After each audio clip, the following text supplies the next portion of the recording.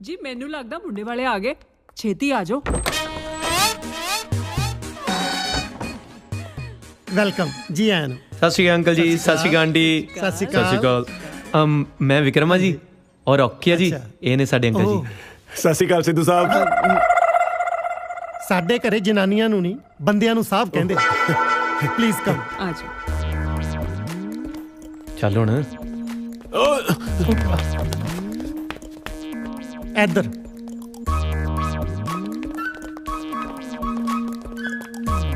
ਆਓ ਪਲੀਜ਼ ਬੈਠੋ।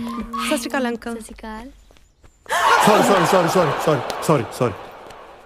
ਕੀ ਗੱਲ ਸੋਫੇ ਦਾ ਸਪਰਿੰਗ ਬਾਰ ਸੀ ਜਿਹੜਾ ਇਹਦੀ ਗੋਦੀ 'ਚ ਬਹਿ ਗਏ ਹੋ? ਉਹ ਨਹੀਂ ਜੀ, ਬਸ ਜਵਾਨੀ ਵੇਲੇ ਮੈਂ ਆ ਬੱਚਿਆਂ ਨੂੰ ਗੋਦ ਲਿਆ ਸੀ, ਹੁਣ ਬੁਢਾਪੇ ਵੇਲੇ ਕਦੇ ਕਦਾਈ ਬੱਚੇ ਮੈਨੂੰ ਗੋਦ ਲੈ ਲੈਂਦੇ ਜੀ। ਹੱਥ ਨੂੰ ਹੱਥ ਹੁੰਦਾ ਤਾਂ ਬਥੇਰੀਆਂ ਹੀ ਸੁਣਿਆ ਸੀ, ਗੋਦ ਨੂੰ ਗੋਦ ਵੀ ਹੁੰਦਾ, ਇਹ ਅੱਜ ਪਤਾ ਲੱਗਿਆ। ਬਾਈ ਦਾ ਵੇ ਬੇਟੇ, ਕੀ ਸ਼ੁਭ ਨਾਮ ਤੁਹਾਡੇ ਅੰਕਲ ਦਾ?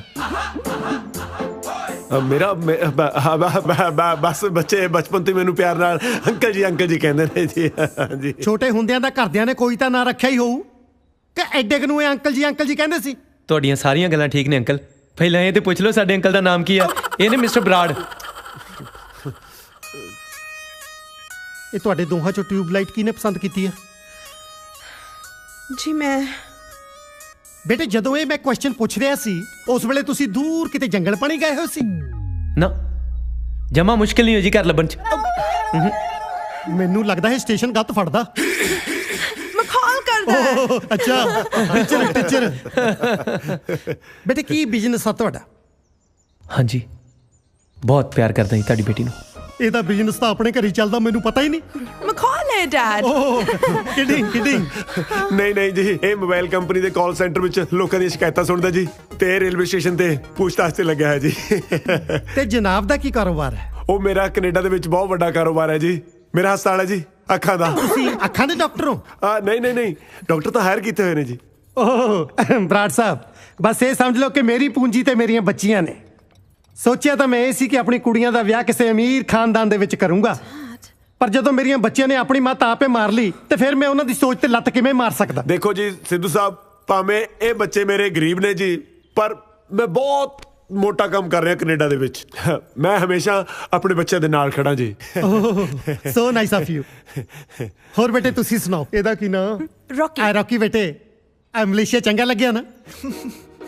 ਇੰਡੀਆ ਵਰਗਾ ਹੀ ਆ ਨਾ? ਮੈਂ ਦੇਖ ਰਿਹਾ ਤੁਸੀਂ ਜੱਦੇ ਆਏ ਹੋ ਦੰਦੀਆਂ ਜੀਆਂ ਕੱਢੀ ਜਾਂਦੇ ਹੋ, ਕੁਝ ਬੋਲਦੇ ਹੈ ਨਹੀਂ, ਚੁੱਪ ਕਿਉਂ? ਡੈਡੀ ਐਕਚੁਅਲੀ ਇਹ ਥੋੜਾ ਘੱਟ ਹੀ ਬੋਲਦੇ ਨੇ। ਓਏ ਹੁਣ ਹਾਂ ਨਾ ਤੋਂ ਘੱਟ ਹੋਰ ਕੀ ਹੋਊ, ਇੰਨਾ ਕੁ ਤਾਂ ਬੋਲ ਹੀ ਸਕਦਾ। ਕੌਣ ਨਹੀਂ ਬੋਲਦਾ? ਏਦਾਂ ਹੀ ਕੋਈ ਗੱਲ ਨਹੀਂ ਸਿੱਧੂ ਸਾਹਿਬ, ਇਹ ਚਾਹੁੰਦਾ ਵੀ ਇਹਦਾ ਸੁੱਖੀ ਸੰਦੀ ਤੁਹਾਡੀ ਕੁੜੀ ਦੇ ਨਾਲ ਵਿਆਹ ਹੋ ਜੇ, ਇਸ ਕਰਕੇ ਇਸ ਵਿਚਾਰੇ ਨੇ ਮੌਨ ਵਰਤ ਰੱਖਿਆ ਮੇਰੇ ਬੱਚੇ ਨੇ ਜੀ। ਕਾਹਦਾ ਸੋ ਸਵੀਟ? ਵਿਆਹ ਲਈ ਲੋਕੀ ਸੋਮਵਾਰ ਦਾ ਵਰਤ ਰੱਖਦੇ ਆ, ਇਹ ਤਾਂ ਸੁਣਿਆ ਸੀ। ਮੌਨ ਵਰਤ ਵੀ ਰੱਖਦੇ ਆ, ਅੱਜ ਪਤਾ ਲੱਗਿਆ। ਬੇਟੇ ਤੈਨੂੰ ਭੁਲੇਖਾ ਪਿਆ ਹੋਣਾ, ਮੌਨ ਵਰਤ ਬੰਦੇ ਵਿਆਹ ਤੋਂ ਬਾਅਦ ਰੱਖਦੇ ਹੁੰਦੇ ਆ। ਹਾਂ ਅੰਕਲ ਤੁਸੀਂ ਕਿਤੇ ਇਹ ਨਹੀਂ ਸੋਚ ਰਹੇ ਕਿ ਰੌਕੀ ਚੁੱਪ ਕਿਉਂ ਬੈਠਾ? ਇਹਨੇ ਦਰਅਸਲ ਮੌਨ ਵਰਤ ਰੱਖਿਆ ਤਾਂ ਕਿ ਜੈਸਿਕਾ ਨਾਲ ਸੁੱਖੀ ਸਾਂਦੀ ਵਿਆਹ ਹੋ ਸਕੇ। ਇੰਡੀਆ ਮਲੇਸ਼ੀਆ ਤੋਂ 2.5 ਘੰਟੇ ਪਿੱਛੇ ਆ, ਇਹ ਤਾਂ ਉਹ ਤੋਂ ਵੀ ਪਿੱਛੇ ਤੁਰਿਆ ਫਿਰਦਾ। ਕਿੱਥੋਂ ਫੜ ਲਿਆਈਆਂ ਇਹ ਡਿਲੇ ਸਿਸਟਮ? ਫਿਰ ਮਜ਼ਾਕ ਕਰ ਰਿਹਾ, ਬਹੁਤ ਫਨੀ ਹੈ। ਹੈਲੋ, ਕਿੱਥੇ ਰਹਿ ਗਿਆ? ਮੈਂ ਰਸਤੇ ਦੇ ਵਿੱਚ ਹੀ ਆਉਣ ਦਾ ਵੇ। ਉਹ ਪੰਡਿਤ ਜੀ ਆਉਣ ਵਾਲੇ ਆ, ਛੇਤੀ ਆ। ਆ ਗਿਆ ਮੈਂ, ਬਸ ਆ ਗਿਆ ਜੀ। ਮੈਨੂੰ ਜਾਣਾ ਪੈਣਾ ਹੈ, ਬਹੁਤ ਜ਼ਰੂਰੀ ਕੰਮ ਹੈ। ਆ ਮਲੇਸ਼ੀਆ ਵਿੱਚ ਜ਼ਰੂਰੀ ਕੰਮ ਪੈ ਗਿਆ? 2 ਡਰੱਗ ਸ਼ਾਪ ਮਿਲ ਰਹੀਆਂ ਨੇ ਇੱਥੇ ਵੀ ਜੀ, ਬਸ ਉਹਨਾਂ ਦੇ ਡੀਲਰ ਦੇ ਫੋਨ ਆ ਜਾਂਦੇ ਆ। ਬਸ ਸੌਦਾ ਪੱਕਾ ਕਰ ਲੈਣਾ, ਆਪਣੇ ਨਾਂ ਤੇ ਰਜਿਸਟਰੀ ਕਰਾਉਣ ਤੋਂ ਬਾਅਦ ਨਾਲ ਦੀ ਨਾਲ ਬਸ ਬੱਚਿਆਂ ਦੇ ਨਾਂ ਤੇ ਟ੍ਰਾਂਸਫਰ ਕਰ ਦੇਣਾ ਜੀ। ਜੇ ਇਹ ਗੱਲ ਆ ਫਿਰ ਖੜੇ ਕਿਉਂ? ਭੱਜੋ। ਮੈਂ ਤਾਂ ਤੁਰਿਆ ਨਹੀਂ ਜਾਂਦਾ, ਇਹ ਭੱਜਣ ਨੂੰ ਕਹੀ ਜਾਂਦਾ। ਹਾਂ ਜੀ, ਬਸ ਕੁਛ ਨਹੀਂ ਜੀ, ਗਿਆ ਤੇ ਆਇਆ, ਬਸ ਸਮਝੋ। ਬਸ ਅੰਦਰ ਕਿੱਥੇ ਚੱਲੇ? ਮੈਂ ਅੰਦਰ ਆ ਗਿਆ। ਉਹ ਬਸ ਜੀ ਸਿੱਧੂ ਸਾਹਿਬ ਦੇਖ ਰਿਹਾ ਸੀ ਤੁਸੀਂ ਮਕਾਨ ਬਹੁਤ ਸੋਹਣਾ ਬਣਾਇਆ ਜੀ। ਆ ਬੇਟਾ ਰੌਕੀ, ਹੈ ਬੇਟਾ ਮੈਨੂੰ ਬਾਹਰ ਦਾ ਰਸਤਾ ਦਿਖਾਓ। ਬਾਹਰ ਦਾ ਰਸਤਾ ਦਿਖਾਓ? ਮੇਰਾ ਮਤਲਬ ਹੈ ਬਾਹਰੋਂ ਅੰਦਰ ਆਉਣ ਦਾ ਰਸਤਾ ਦਿਖਾਓ। ਲੈ ਚਲੋ ਬੇਟਾ, ਲੈ ਚਲੋ। ਓਕੇ ਸਿੱਧੂ ਸਾਹਿਬ, ਸਤਿ ਸ਼੍ਰੀ ਅਕਾਲ ਜੀ। ਬਸ ਗਿਆ ਤੇ ਆਇਆ ਸਮਝੋ।